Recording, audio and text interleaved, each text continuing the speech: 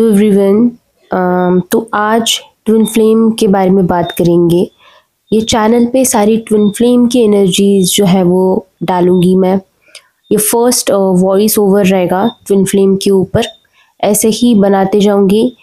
चीज़ें जो है, जो मैं चैनल पे चीज़ें बोलूँगी, वो चीज़ें जो है वो ट्राइड एंड टेस्टेड है। किसी भी तरीके की ऐसी चीज़ें नहीं है कि मैं उस दौर से नहीं गुज़री हूँ, फिर भी मैं आपको आके बताऊँगी, या फिर मैं आपको किसी ऐसी चीज़ के बारे में सलाह दूँगी जिस चीज़ के बारे में मुझे नॉलेज नहीं है। ओके, तो ऐसी चीज़ नहीं है। सारी चीज़ें जो है वो मेरी खुद के जर्नी से मैंने सीखी हुई है।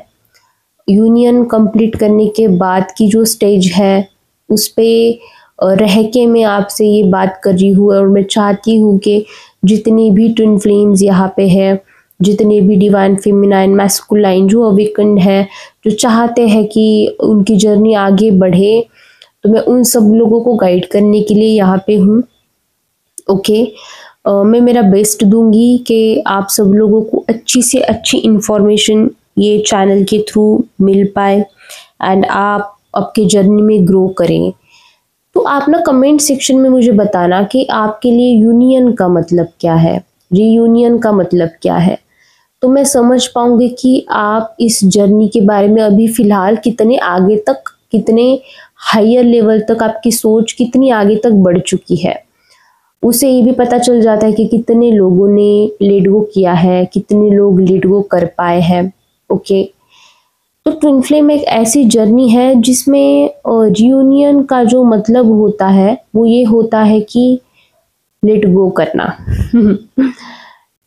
लेट गो जो चीज़ है, ये ट्विन फ्लेम जर्नी का एक पार्ट है। लेकिन अगर आप इस दिमाग में ये चीज़ रख के अगर लेट गो कर रहे हो कि मैं लेट गो करूँगी तो ये इंसान आएगा, तो ये चीज़ गलत है। लेट गो जो है वो उसी क्षण में, उसी मोमेंट में इस तरह से लेट गो होना चाहिए कि भाई बस अब मुझे नहीं चाहिए इंसान मेरी लाइफ में। और वो लेट गो की स्टेज कब आती है? जब आप इरिटेट हो जाते हो एंड एक सर्टन लेवल तक चीज़ें ऐसी पहुंच जाती है कि जहाँ पे आपको आपकी सेल्फ रिस्पेक्ट के अलावा कुछ नहीं दिखता, क्योंकि आपके जो डीएम है वो आपकी सेल्फ रिस्पेक्ट पे ही हमला करते हैं।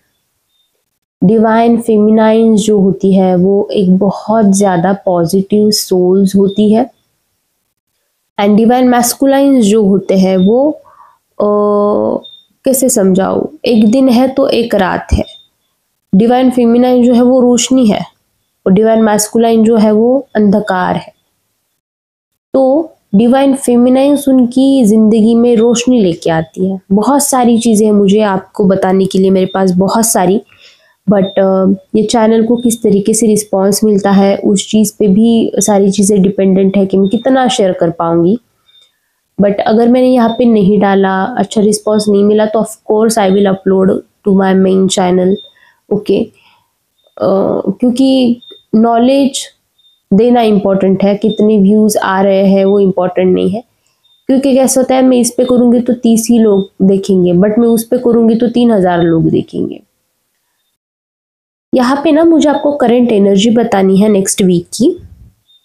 सबसे पहले तो ये जो रिश्ता आपका रहेगा, ये कनेक्शन में जो कोई भी एनर्जी रहेगी अगले हफ्ते की, तो यहाँ पे अगर कोई कोई डिवाइन मैस्कुलाइन अगर अवेकन नहीं है, उनको रियलाइजेशन आपके बारे में नहीं है, तो आने वाले 1 वीक आपके लिए बहुत मायने और बहुत इम्पोर्टेंट रहने वाला है। ये टाइम पीरियड पे बहुत सारे डिवाइन मैस्कुलाइंस की जो है वो अवेकनिंग होना शुरू होगी। उनको कनेक्शन महसूस होगा, वो फील कर पाएंगे कि नहीं, मैं अधूरा हूँ उसके बिना, मेरी ज़िंदगी अधूरी है उसके बिना, मेरा अस्तित्व अधूरा है उसके बिना। अगर आपका सेपरेशन फेज अभी अगर चल रहा है, तो जो मिसअंडरस्टैंडिंग्स आपके बीच में हुई थी किसी थर्ड पार्टी की वजह से, तो कहीं ना कहीं वो भी सॉर्ट आउट होते हुए, मुझे धीरे धीरे क्लियर होते हुए नेक्स्ट वीक तक दिख रही है। आपको ऐसा लगेगा कि आप दोनों को एक दूसरे की एनर्जी भी बहुत क्लियरली फील हो रही है, भले ही वो उनकी तरफ का ऑब्सेशन हो, आपका एनर्जी का खिंचाव हो, दोनों भी एक दूसरे को बहुत हद तक बहुत अच्छी लेवल पे, अच्छी इंटेंसिटी पे फील कर पाएंगे। इमोशंस जो है ना अप एंड डाउन होंगे, क्योंकि कल से एनर्जी लो चल रही है थोड़ी सी। ओके, जितनी डिवाइन फेमिनाइंस अवेकन्ड है उनको उतना उसका इफेक्ट नहीं होगा, बट जो लोग उतने ज्यादा अवेकन्ड नहीं है वो लोगों को ज्यादा इफेक्ट होने वाला है। तो ट्राई करें कि जो आपको मेडिटेशंस दिए गए होंगे, जिस भी इंसान से आप जर्नी के लिए ले रहे हो ना वर्क, उनसे जो आपने मेडिटेशन ली है आप वो करो, या फिर आप जो कोई भी चीज़, किसी को गाना गा के खुद को रिलैक्स करना अच्छा लगता है, या फिर किसी को बात करके कम्युनिकेट करके अच्छा लगता है, तो वो चीज़ें करो आप, ठीक है।